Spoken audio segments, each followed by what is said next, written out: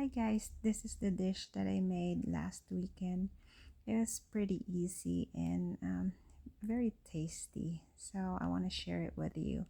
You would need a pound of chicken. You will need basil leaves and green onions.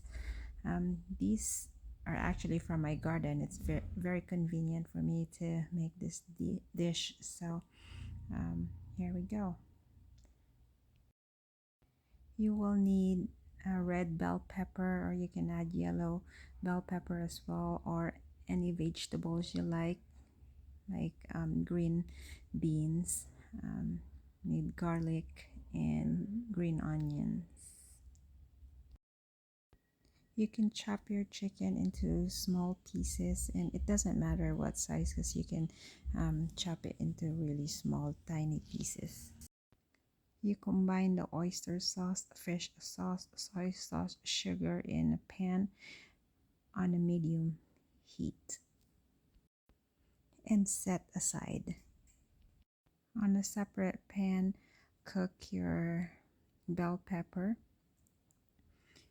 and for about 2 minutes, and then add the chopped chicken and until it cooked, and add all the vegetables that you have left, the garlic, the green onions, and the basil leaves.